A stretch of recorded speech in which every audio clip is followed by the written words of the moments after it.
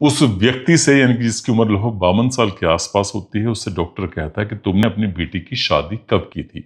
वो व्यक्ति कहता है कि आप कैसी बात कर रहे हैं? जैसी बात शादी की आती है तो अभी उसकी शादी नहीं हुई है, अभी वो अविवाहित है, यानी कि कुंवारी है। जब बात कुंवारी वाली बात आती है तो डॉक्टर कहता है कि तुम्हारी बेटी करीब करीब 5 महीने के आसपास की गर्भवती है।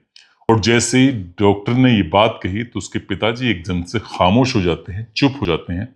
बिना कुछ कहे जो भी डॉक्टर की फीस होती है, फीस देते हैं, पैसे वैसे देकर वहां से चुपचाप चले जाते हैं। अपनी बेटी को घर लेके आते हैं। जब घर लेके आया जाता है तभी बेटी का भयानक रूप में कत्ल कर दिया जाता है। कत्ल करने के बाद जो उसकी लाश होती है, उस लाश को मगरमच्छ को खिला दिया जाता है। मगरमच्छ खिलाने के बाद फिर लग रहा था कि शायद इस घटनाक्रम का कभी कोई खुलासा नहीं होगा, लेकिन जब उस लड़की को मगरमच्छों को खिलाया जा रहा था तो उससे पहले ही उसका एक फोटो खींच लिया जाता है। और जैसे फोटो खींचता है तो कातिल का जो चेहरा था, कातिल उस फोटो में कैद हो जाता है। लड़की की जो माँ थी वो लगभग 8 साल पहले कैंसर की वजह से उसकी मौत हो जाती है। जो बड़ी बहन थी उसकी शादी हो जाती है। करीब 18 साल की एक लड़की होती है। उस लड़की के पेट में बहुत तेजी के साथ दर्द हो रहा था, तकलीफ हो रही थी, लेकिन वो अपनी तकलीफ को किसी को बताना नहीं चाहती थी। जब तक बर्दाश्त कर सकती थी तब तक बर्दाश्त कर रही थी। लड़की अपने पिता के साथ ही इस घर में रहती है। पिता की उम्र लगभग 52 साल के आसपास होती है। जब दर्द बहुत ज्यादा बढ़ने लगता है, तकलीफ ज्यादा बढ़ रही थी, तब जब उस लड़की ने अपने पिताजी से कहा कि पिताजी मेरे पेट में बहुत तेज दर्द हो रहा है, असहनीय तकलीफ हो रही है।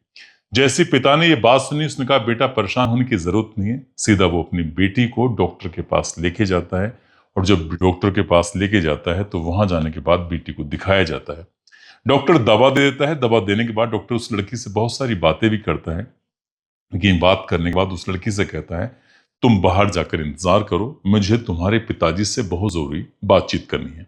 हैरान करने वाली बात यही थी कि आखिरकार उस लड़की के पेट में जो बच्चा पल रहा था वो बच्चा किसका था, और जो फोटो खींचने वाला था वो कौन था, और जिसने कत्ल किया था वो कौन था। आज की इस कहानी के माध्यम से यही जानने और समझने की कोशिश करते हैं।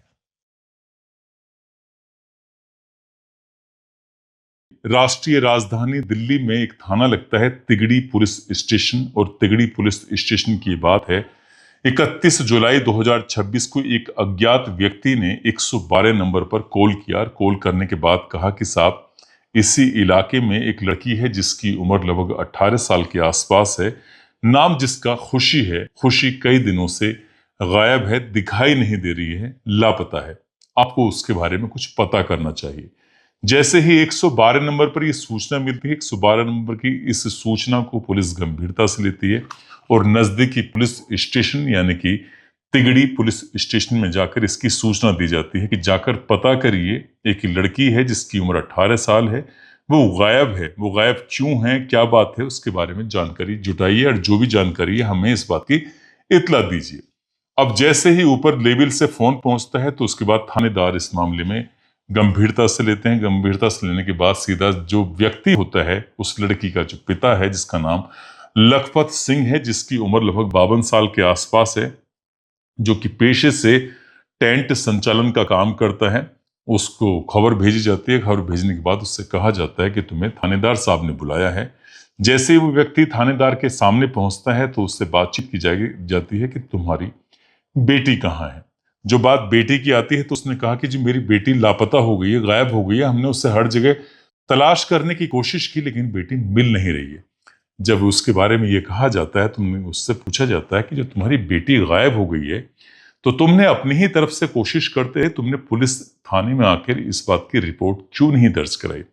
तो उसने कोई बहाना बनाना शुरू कर दिया, लेकिन पुलिस ने जब उससे सख्ती से बातचीत करने की कोशिश की तो इसी बीच में वो कहने लगता है कि साहब मैं बताना नहीं चाहता था, लेकिन मेरी बेटी ने जहरीला पदार्थ खा लिया था जिसकी वजह से उसने अपनी जीवन लीला को समाप्त कर लिया, और समाप्त करने के बाद वो अब मर चुकी है, अब इस दुनिया में है नहीं।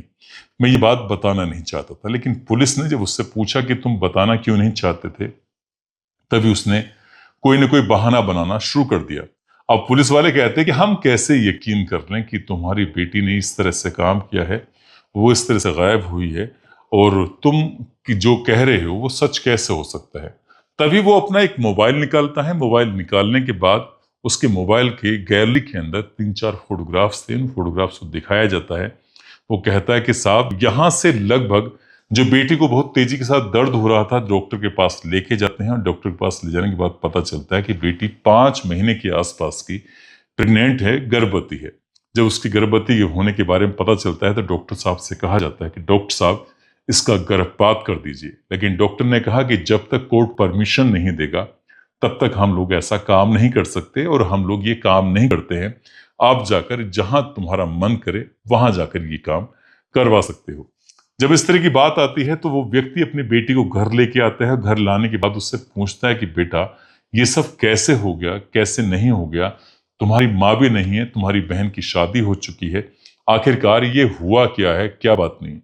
जब बाप ने अपनी बेटी से बार बार ये बात पूछने की कोशिश की तब बेटी ने कहा कि इंस्टाग्राम चलाते चलाते पास में ही रहने वाला एक बालक होता है, लड़का होता है, उससे उसकी दोस्ती हो जाती है। लड़की की उम्र ज्यादा होती है और लड़के की उम्र कम होती है।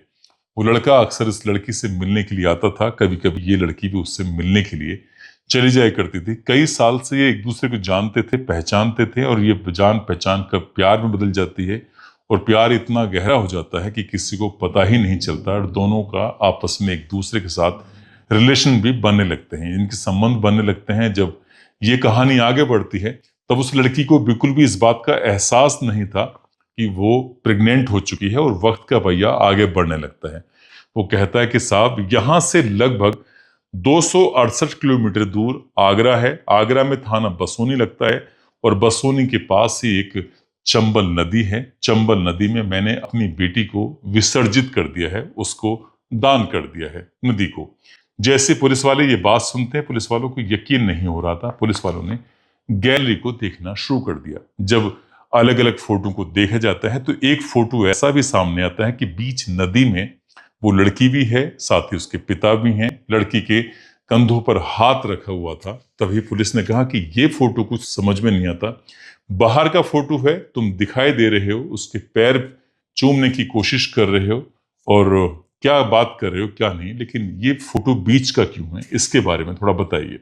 एक फोटो किनारे का होता है, एक फोटो बीच का होता है। जब पुलिस ने उस व्यक्ति से सख्ती से बातचीत करना शुरू किया है तो उसके पीछे की पूरी कहानी निकलकर सामने आ जाती है। दरअसल वो व्यक्ति जिसका नाम होता है लखपत सिंह बघेल, उम्र जिसकी 52 साल के आसपास होती है, वो कहता है कि साहब करीब 8 साल पुरानी बात है, उसकी पत्नी की कैंसर की वजह से मौत हो जाती है। उसकी 2 बेटियां होती हैं। बड़ी बेटी की अभी फिलहाल कुछ दिन पहले ही शादी कर दी गई थी।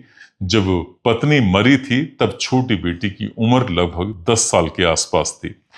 तभी से छोटी बेटी ने ही पूरे घर को संभाल लिया था, वो ही अपनी जिम्मेदारी संभाल रही थी और मैं टेंट पर जाकर अपना काम किया करता था। वहीं से अपना जो भी धंधा पानी था वो चलता रहता था। जिंदगी सब कुछ ठीक ठाक चल रही थी, लेकिन एक दिन ये पता चलता है कि बेटी को तकलीफ होने लगती है, पेट में बहुत तेजी के साथ दर्द होने लगता है। लेकिन जैसे ही उसके प्रेग्नेंट होने की खबर लगती है, उसके पिताजी को ये बात पता चलती है। पिताजी को ये भी पता चल जाता है कि जो उनकी जाति है और जो लड़के की जाति है, दोनों की जातियां अलग अलग होती हैं। इसके बाद उस लड़के के पिता से भी संपर्क किया जाता है, लेकिन लड़के के पिता ने साफ साफ शादी से इनकार कर देते हैं। सबसे दिलचस्प या अजीब बात यह थी इस कहानी की, लड़की बड़ी होती है और लड़का छोटा होता है। ऐसी स्थिति में अगर ये जाकर किसी थाने में जाकर रिपोर्ट भी कराने की कोशिश करते हैं तो लड़का नाबालिग था, इसलिए उल्टा ही कार्रवाई उस लड़की पर, उस लड़की के पिता पर हो सकती थी। इस मामले को दबाने की कोशिश की जाती है लेकिन मामला दबता नहीं है। दबता इसलिए नहीं है क्योंकि बात अब घर से निकल के डॉक्टर से फिर बाहर, ऐसे करते करते बात ये पूरे इलाके में धीरे धीरे धीरे लोगों तक पहुंचने लगती है। और जैसी बात इलाके में पहुंच रही थी, एक दिन बाप अपनी बेटी से कहता है कि बेटी बहुत ज्यादा बदनामी हो चुकी है, जहां देखो वहां लोगों की नजरें सिर्फ मुझ पे ही टिकी रहती हैं। ऐसा लगता है कि हर निगाहें मुझसे यही सवाल करते हैं कि तुम्हारी बेटी को हुआ क्या है, वो प्रेग्नेंट कैसे हुई है। बाप ने अपनी बेटी को समझाने की कोशिश की। समझाने के बाद उससे कहा कि चलो एक काम करते हैं, कहीं दूर चलते हैं और दूर चलने के बाद जो तुम्हारे पेट में बच्चा पल रहा है उस बच्चे को इसका गर्भपात करा देते हैं, इसको निकलवा देते हैं। लेकिन निकलवाना उस बच्चे को इतना आसान नहीं था। तभी उस व्यक्ति ने अपने दामाद से संपर्क किया, जो बड़ी बेटी का पति होता है, और संपर्क करने के बाद उससे पूछा कि हमें क्या करना चाहिए। तभी उसने भी कुछ सलाह मशवरा दिया और सलाह मशवरा देने के बाद जो इनका अपना पुश्तैनी गांव होता है जो कि आगरा में लगता है, ये आगरा में बसोनी एक जगह लगती है, थाना लगता है, उसी क्षेत्र में लखनपुर गांव लगता है। तो वहां ये पहुंच जाते हैं 28 जुलाई 2026 को। लगभग 268 किलोमीटर का सफर तय करते हैं, दामाद से वहां बातचीत करते हैं। जैसे अगली तारीख आती है इनकी 29 जुलाई 2026 की सुबह, लगभग 6:30 बजे के आसपास का वक्त हो रहा था। अभी तक बेटी को सिर्फ यही बताया गया था कि बेटी, हम तुम्हारा गर्भपात कराने के लिए तुम्हें डॉक्टर के पास लेके जाएंगे। यहां से ही पैदल सफर करना शुरू कर देते हैं। करीब करीब 5 किलोमीटर तक का सफर तय किया जाता है। 5 किलोमीटर का सफर तय करने के बाद ये पहुंच जाते हैं चंबल नदी के किनारे। और चंबल नदी के किनारे ऐसी जगह पर पहुंच जाते हैं जहां जो घाट था वो बिल्कुल सुनसान था। वहां आसपास किसी व्यक्ति की आमद दिखाई नहीं दे रही थी, ना कोई दूर दूर तक दिखाई दे रहा था। तभी बाप ने अपनी बेटी से हाथ जोड़ते हुए, पैर पकड़ते हुए, उसकी रिक्वेस्ट करते हुए कहा कि बेटा तू जा, और जाने के बाद डूब कर अपनी जिंदगी को, अपनी जीवन लीला को समाप्त कर ले। जैसे बाप ने रोते हुए, गिड़गिड़ाते हुए अपनी बेटी से ये बात की, बेटी भी रोने लगी, गिड़गिड़ाने लगी। बेटी भी बार बार कह रही थी कि हम डॉक्टर के पास चलते हैं। बाप ने कहा कि डॉक्टर के पास नहीं जा सकते, बहुत ज्यादा बदनामी हो चुकी है, और भी ज्यादा बदनामी हो जाएगी। तुम एक काम करो, तुम खुद ही चली जाओ, मैं तुम्हें कुछ करना नहीं चाहता, तुम्हें कुछ कहना नहीं चाहता। जब इस तरह की बात आती है तो जो खुशी होती है, जिसकी उम्र लगभग 18 साल के आसपास है, उसके पेट में लगभग 5 महीने के आसपास का बच्चा पल रहा है, वो चंबल नदी में धीरे धीरे आगे चलने लगती है। जब पानी थोड़ा ज्यादा आता है तब उस बेटी ने डुबकियां लगाना शुरू कर दिया। लेकिन जैसे ही डुबकी लगा रही थी तो उसको तकलीफ होने लगती है, परेशानी होने लगती है। तुरंत ही बेटी किनारे पर आती है, आके कहती है कि पिताजी मुझसे ये सब नहीं हो पाएगा, मैं ये सब नहीं कर पाऊंगी। अब ऐसी स्थिति में बाप अपनी बेटी को खुद सीधा लेके जाता है। लेकिन जब बाप अपनी बेटी को लेके जा रहा था तो बेटी खूब गिड़गिड़ा रही थी, खूब रो रही थी, खूब रिक्वेस्ट कर रही थी, कह रही थी कि हम इस बच्चे को पाल लेंगे, आगे की जिंदगी चलती रहेगी। उसने बहुत सारे किस्से, बहुत सारी कहानियां, बहुत सारी बातें उसने बताई। इंटरनेट के माध्यम से जो उसने जाना था, सीखा था, उसने बताया। न जाने कितनी इस दुनिया में एकल माँ होती हैं, उनको बिना शादी के बच्चा हो जाता है, इसलिए कोई दिक्कत नहीं है पिताजी। लेकिन पिताजी के कानों तक ये आवाज पहुंच नहीं रही थी। जो दामाद है वो सामने किनारे पे खड़ा हो जाता है और वो बेटी को लेकर सीधा गहरे पानी में जाता है। और गहरे पानी में ले जाने के बाद अपनी बेटी को तब तक डुबो कर रखता है जब तक कि उसके प्राण नहीं निकल जाते। बेटी मर जाती है और जैसी बेटी मरती है उसके बाद वो किनारे पर लेके आते हैं। और किनारे पर लाने के बाद यहाँ वो एक्टिंग करने की कोशिश कर रहे थे। जब उसको डुबोने की कोशिश कर रहा है बाप, तब भी उसका दामाद एक फोटो खींच लेता है। ये बताने की कोशिश कर रहा था कि अगर कल को भविष्य में ये बात किसी को पता चल जाएगी तो बेटियों को ये थोड़ा सबक मिलना चाहिए कि इस तरह के काम का इस तरह का ही अंजाम होता है। लेकिन जब किनारे पर लाया जाता है, किनारे पर लाने के बाद उससे बाकायदा वो प्रायश्चित भी कर रहा था, माफी मांग रहा था। माफी मांगते कह रहा था कि जो हुआ है सो हुआ है, मुझे माफ कर देना। अब उसके बाद उस लड़की को वो उस नदी में बहा देता है। और जैसे लड़की को बहा देता है उसके बाद वो अपने दामाद को लेकर वापस अपने घर आता है। घर आने के बाद यहाँ सीधा अपने काम में जुट जाता है। लेकिन किसी अज्ञात व्यक्ति ने 31 जुलाई 2026 को 112 नंबर पर जो पुलिस को सूचना दी, पुलिस मौके पर पहुंचती है, अलर्ट होती है और मामले की जांच पड़ताल करती है। तो ये पूरी कहानी सामने आ जाती है।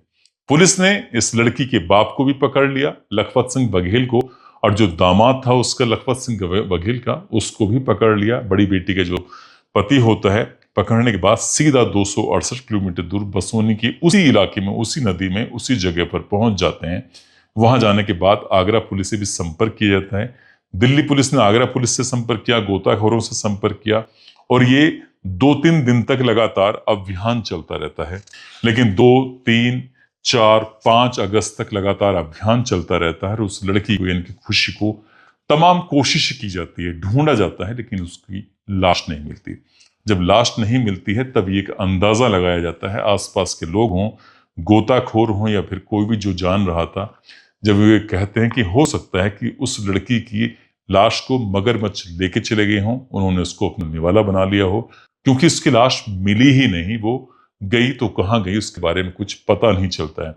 दिल्ली पुलिस इन दोनों अपराधियों को लेके आती है और लाने के बाद उनको जेल भेज देती है। जेल भेजने के बाद इस घटनाक्रम का खुलासा कर देती है और जब घटनाक्रम का खुलासा किया जाता है तब जाकर पता चलता है कि उस लड़की के पेट में पड़ोसी जो नाबालिग बालक होता है उसका ही बच्चा पल रहा था और उस लड़की को भी इस बात का एहसास नहीं था और बालक को भी उस बात का एहसास नहीं था कि वो दोनों कर क्या रहे हैं।